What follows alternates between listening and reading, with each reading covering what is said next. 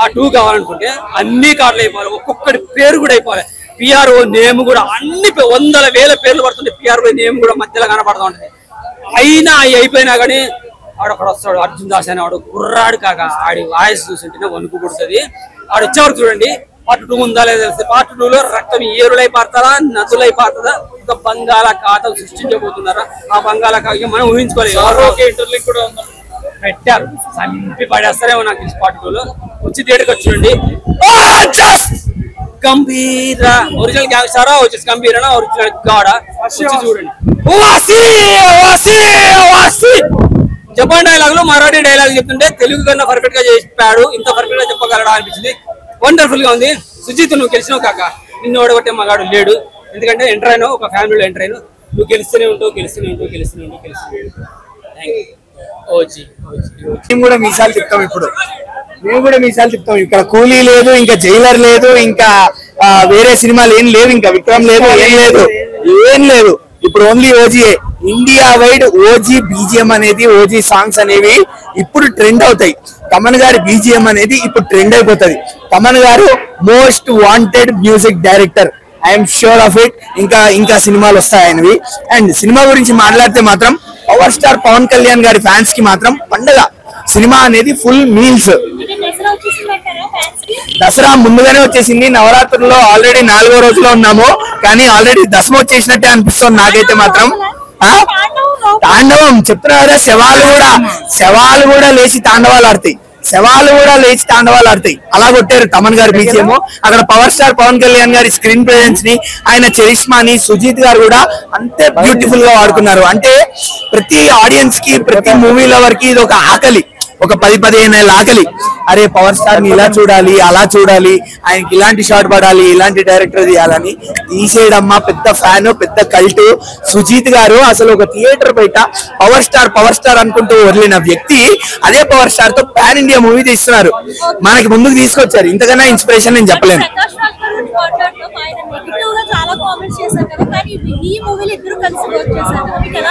నాకైతే చాలా కన్నుల పండుగ అనిపించింది. ఎందుకు అంటే తమ్ముడే పేకాటే అది మనకి ఇక్కడ చూపించారు. ఎందుకంటే పాలిటిక్స్ వైజ్ కానీ, లేకపోతే సినిమా బయట ప్రపంచంలో కానీ నీకు నాకు ఏమైనా గొడవలు ఉండని, మనం ఇప్పుడు పని చేయడానికి వచ్చాం, పని చేద్దాం. సో ఆ పని అనే విషయంలో, సినిమా అనే ప్రపంచంలో వాళ్ళిద్దరూ చాలా బ్యూటిఫుల్ గా చేశారు, తండ్రి కొడుకుల్లాగా.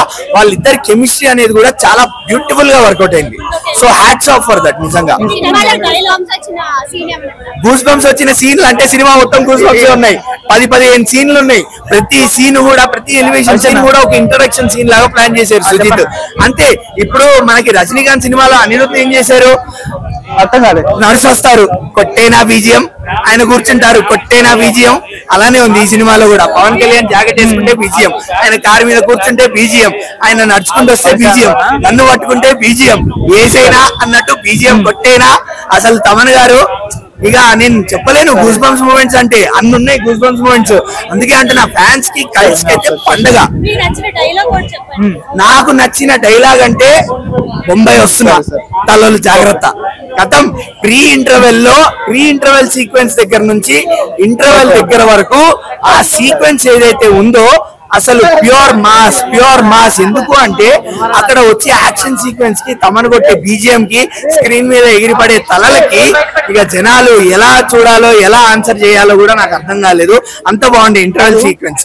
అండ్ ఇంకొక మెయిన్ మంచి డైలాగ్ ఏంటి అంటే, OG is coming, do nothing, run and hide. ఇంతే, రన్ అండ్ హైడ్. ఓజీ వచ్చాడు, ఇంకా అందరూ దాక్కోవడమే. ఇంకా ప్రతి సినిమా వాళ్ళు దాక్కోవడమే. ఓజీ నడిచిన నాళ్ళు మీరు దాక్కోవడమే, ఇంకా ఇంతకన్నా చేసేది ఏం లేదు. అండ్ సినిమాలో స్టోరీ గురించి మాట్లాడదాం ఇప్పుడు. Elevation scenes wise and Pawan Kalyan fans wise మాత్రం సినిమా టాప్ నాచ్. వాళ్ళకి పండగ, మాస్. ఇంతకన్నా ఏం చెప్పలేను. సుజిత్ గారు ఈ పవర్ స్టార్ పవన్ కళ్యాణ్ గారి చరిష్మాని, స్క్రీన్ ప్రెజెన్స్ ని ఎక్కువ కాన్సన్ట్రేట్ చేసి స్టోరీని ఎక్కడో సైడ్ ట్రాక్ చేశారు అనిపించింది నాకైతే. ఓవరాల్ మూవీ రిజల్ట్ అయితే నేను, నా ఒపీనియన్, అబౌవ్ యావరేజ్ అని చెప్తా. ఓ తోపు, తురుము, బ్లాక్ బస్టర్, కిరాకు ఇవేం మాటలొద్దు, అబౌవ్ యావరేజ్ బాగుంది, చూడొచ్చు, ఎంజాయ్ చేయొచ్చు మూవీని. నేనైతే ఒక 3.25 3.5 వరకు ఇస్తా. ఆ స్టోరీ అనేది సైడ్ ట్రాక్ అయిపోవడం వల్ల కనెక్టివిటీ అనేది అక్కడక్కడ మిస్ అయింది, లాజిక్స్ అనేవి కూడా మిస్ అయ్యాయి. బట్ యా అదే ఇక సినిమాటిక్ లిబర్టీ వాడుకొని పవర్ స్టార్ పవన్ కళ్యాణ్ గారి చరిష్మాని వాడుకొని సుజిత్ గారు స్టోరీని సైడ్ ట్రాక్ చేసినట్టు అనిపించింది.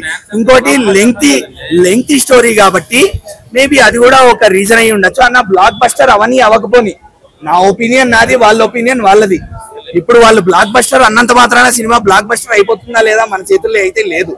సో మన ఒపీనియన్ మనం చెప్పడమే అంతే. జెన్యున్ గా సినిమా నచ్చిందా లేదా అంటే మనం చూసింది మనకు అనిపించింది మనం చెప్పేయాలి. మనల్ని చూసి వాళ్ళు వస్తారా లేకపోతే మనల్ని చూడకుండా వస్తారా ఇంకా వాళ్ళ ఇష్టం. ఒక జెన్యున్ సినిమా లవర్ గా సినిమా ఎలా ఉంది అనేది చెప్పడం బాధ్యత మాత్రం మాకుంది. సో అందుకని సినిమా మాత్రం అబౌవ్ యావరేజ్. ఇంకోటి ఎందుకు నేను అబౌవ్ యావరేజ్ స్టోరీలో కనెక్టివిటీ మిస్ అయింది అంటున్నా అంటే, మీకు విలన్ కి ఒక బ్యాక్గ్రౌండ్ మ్యూజిక్ పడింది, ఒక సపరేట్ సాంగ్ అనేది రిలీజ్ అయింది, ట్రాన్స్ ఆఫ్ ఓమి అని చెప్పి, రాజీ ఏ తబాహి నామే ఉస్కా ఓమి అని చెప్పి అందరూ వినే ఉంటారు. సో ఇమ్రాన్ హాష్మి గారు విలన్ ప్లే చేస్తున్నారు.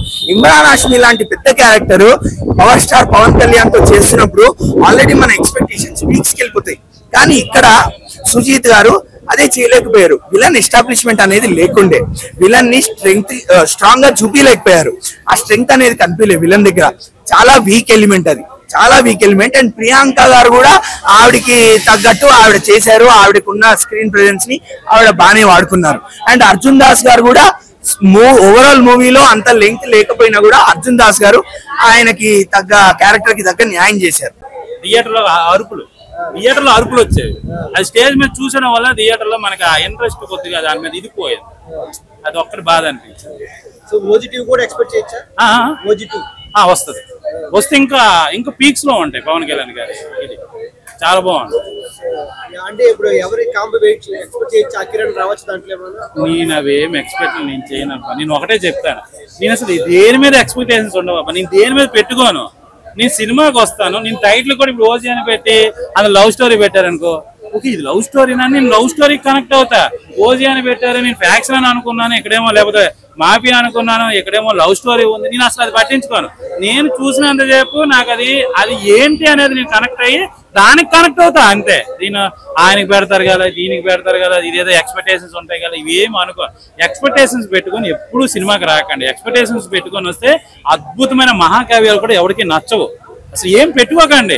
సినిమా మీద ఉన్న అభిమానంతో, హీరో మీద ఉన్న అభిమానంతో, లేకపోతే సినిమా ఈరోజు వెళ్తాం అరే సినిమా రిలీజ్ అయింది, కొత్త సినిమా వచ్చింది అని అభిమానంతో వచ్చి సినిమా చూసి దానికి కనెక్ట్ అవ్వండి తప్ప మేమేదో అనుకున్నాం. మీరేదో అనుకుంటే మరి అక్కడ సుజిత్ డైరెక్టర్ ఎందుకు ఉండాలి, హీరో ఎందుకు ఉండాలి, రైటర్ ఎందుకు ఉండాలి, ఫైట్ మాస్టర్ ఎందుకు ఉండాలి, టెక్నీషియన్ ఇంతమంది టెక్నీషియన్స్ ఎందుకు పనిచేయాలి, ఇన్ని లక్షల మంది ఎందుకు పనిచేయాలి? మీరు అనుకున్నది అక్కడ ఉండడానికి కాదు, వాళ్ళు తీసిన దానికి ఓహో ఇదా కదా అని మీరు అనుకోవాలి అంతే. అది భారీ క్యాస్ట్ అందరిని కూడా బాగా యూజ్ చేశారు. ప్రతి ఒక్కరిని కూడా చాలా బాగా యూజ్ చేశారు. వేస్ట్ కి అయితే ఎవరికి లేదు. ప్రతిది కూడా ఎక్కడ బోర్ కొట్టకుండా ఎస్పెషల్ స్క్రీన్ ప్లేతో సినిమా మొత్తం నడిపించారు. బోర్ అయితే ఎక్కడ ఉండదు. దీని మళ్ళీ పోతాతంతో చూసి ఇది బాగాలేదా అది బాగాలేదా అది నేను చెప్తున్నాను. ఎవ్రీ టైం ఇది ఒక పెద్ద ప్రాబ్లం. ఎవ్రీ టైం పక్కోడి బెల్లం బాగోలేదు అంటారు, మన బెల్లం మాత్రం బాగుంది అంటారు. ఇది మొదటి నుంచి దరిద్రం. ఇంకోటి అంటారు కొంతకాలం లేదన్నా చాలా మంది ఆడిపేలమే బాగోలేదు అంటారు, పక్కోడి పేలమే బాగుంది అంటారు. కానీ ఏదో ఒకటి అంటారుగా, ఒకరు బాగుంది అంటారు, ఒకరు మాత్రం బాగోలేదు అంటారు. ఇది వచ్చింది ప్రాబ్లం. అదే పక్కోడి పిల్లలు ఆడుకొని అల్లరి చేశారండి, ఎప్పుడు అల్లరి చేస్తారో అంటారు. అన్న OG power star Pawan Kalyan గారు నిజంగా చెప్తున్నా, ముందుగా హ్యాట్సాప్ చెప్పాలి. ఈ సినిమా ఈ కట్అవుట్ ఎలా ఉందో సినిమా కూడా అలా ఉంది. హైలైట్ సినిమా, ఇది పెద్ద బ్లాక్ బస్టర్ అని చెప్పొచ్చు. ఓజీ సినిమా ఇది ఒక ప్రారంభం మాత్రమే, ఇది ఒక పెద్ద బ్లాక్ బస్టర్ సినిమా. ఎందుకంటే సుజిత్ గారికి ముందుగా హ్యాట్సాప్ చెప్పాలి, తమరికి ముందుగా హ్యాట్సాప్ చెప్పాలి. ఇమ్రాన్ ఖాన్ సూపర్ చేశారు. ఈ సినిమా పెద్ద బ్లాక్ బస్టర్, ఇది ఒక సినిమా మాత్రమే. ఇది రచ్చ రంబోల్ అని చెప్పొచ్చు. ఇది ఇక్కడికి ఆగది. కలెక్షన్ మాత్రం ఒక గబ్బర్ సింగ్ తర్వాత కొత్త తర్వాత పెద్ద రికార్డ్ అని చెప్పొచ్చు. ఇది పెద్ద బ్లాక్ బస్టర్. ఇది మాత్రం పవన్ కళ్యాణ్ ఫ్యాన్స్ అందరూ ఇట్లా కాలేజ్ చెప్తున్నా, సూపర్ బ్లాక్ బస్టర్. ఇది ప్రెస్ మీట్ లో కూడా ఒకటే చెప్తున్నా, మన తెలుగు సినిమా మనం పెద్ద ప్రౌడ్ గా ఫీల్ కావాలి, చాలా గొప్పగా ఫీల్ కావాలి. మన తెలుగు సినిమా ఒక ప్యాన్ ఇండియా పోయిందంటే అది మామూలు మాట కాదు. మన తెలుగు సమాజానికి మనం గొప్ప పేరు అని చెప్పొచ్చు. ఒక బాలీవుడ్, బాలీవుడ్, ఒక టాలీవుడ్ లో పోయిందంటే మన సినిమా చాలా ప్రౌడ్ గా ఫీల్ కావాలి. సుజిత్ గారు హ్యాట్సాప్ నిజంగా చెప్తున్నా. ఇంత మంచి సినిమా మీరు తీసిరంటే, ఒక ఫ్యాన్ గా తీసిరంటే చాలా గొప్పగా చెప్పుకోవాలి. సూపర్. హైలైట్స్ ఏంటి? ఫైట్స్, డైలాగ్, బాబు కళ్యాణ్ బాబు ఒక్కడే రికార్డులు అందరు కొట్టవచ్చు, కానీ ఇంత రికార్డ్స్ ఇంత పవన్యం మ్యాజియా జ్ఞాని అయితే ఎవ్వరికి లేదు. మనకు దగ్గర దగ్గర 200 మంది హీరోలు ఉంటారండి ఇప్పుడున్న తెలుగు ఇండస్ట్రీలో. మన పవన్ కళ్యాణ్ కున్న స్టామినా ఏ హీరోకి లేదు. సినిమా పరంగా మాత్రం మ్యూజియం తమన్ మంచి మ్యూజిక్ ఇచ్చాడు. సినిమా అన్ని స్టోరీ మాత్రం ఉంటది. మామూలుగా స్టోరీ గ్యాంగ్ స్టార్ అండి, మామూలుగా ఎన్నో స్టార్లు వస్తుంటాయి, కానీ అలా పవనిజం అనేది కొత్తదనంగా చూపించిండు. ఆ ఎలివేషన్స్ అవి ఇవి చాలా బాగా చూపించిండు. సినిమా మాత్రం 100% అందరికి నచ్చుతుంది. మామూలు ఆడియన్స్ మీరు మండే నుంచి చూడండి. రెగ్యులర్ ఆడియన్స్ మీరు అనుకోవచ్చు ఫ్యాన్స్ కదా ఊగిపోతారు, మైకిల్ ముందు ఉండి చెప్పేస్తారు, అది కాదు. జెన్యున్ రివ్యూ మండే నుంచి నార్మల్ ఆడియన్స్ చెప్తారు, వాళ్ళ నోటి నుంచి రివ్యూ తీసుకోండి. ఓకేనండి.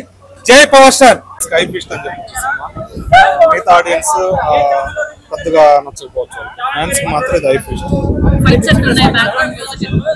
ఫైట్స్ అంటే యాక్షన్ సీన్స్ మొత్తం కూడా Pawan Kalyan one man show అని చెప్పచ్చు. మన స్టార్టింగ్ నుంచి ఎండింగ్ వరకు కూడా ఎలివేషన్ సీన్స్, ఎప్పుడెప్పుడు ఎలివేషన్ సీన్స్ వస్తాయా ప్రతి 10-15 నిమిషాలకు ఒకసారి ఎలివేషన్ సీన్ పడతాం.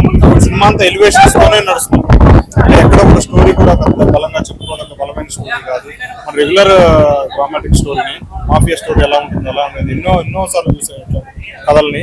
కాబట్టి ఎలివేషన్ మాత్రమే సినిమాని నడిపించింది. ప్రతి 10-15 నిమిషాలకి ఏంటంటే ఎప్పుడెప్పుడు ఎలివేషన్ సీన్ వచ్చిద్దా చూద్దామా, నెక్స్ట్ ఏం జరుగుతుందని క్యూరియాసిటీ అనేది పెద్దగా సినిమాలో లేదు. కానీ ఎలివేషన్ సీన్ ఎప్పుడు వస్తాయా అనేది ఎదురు చూడటం అనేది ప్రేక్షకుడు అంతా.